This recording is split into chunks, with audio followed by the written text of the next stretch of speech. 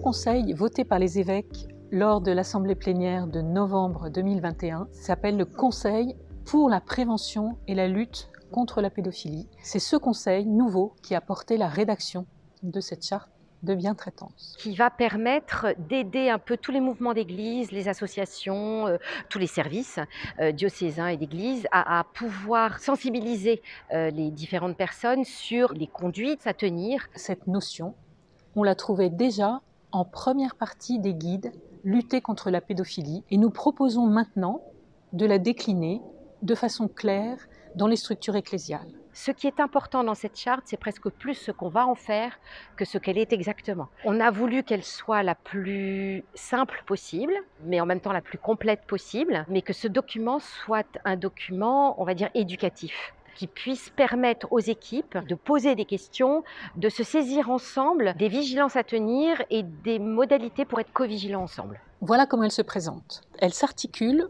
autour de 5 points différents et puis un 6e pour le recueil des informations préoccupantes.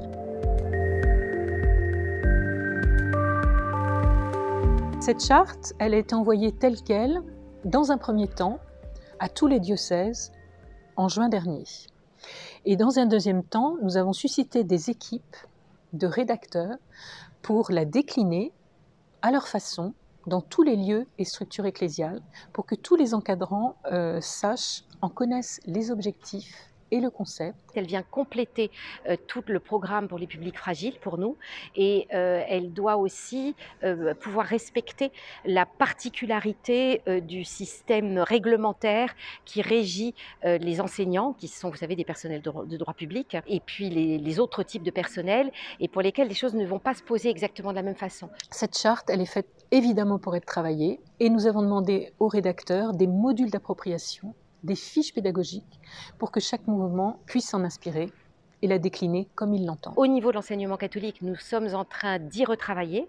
On proposera la charte. Ce sera exactement le même principe, mais avec une vraie adaptation et mise en cohérence avec le PPPF. C'est le programme des publics fragiles, le programme de protection.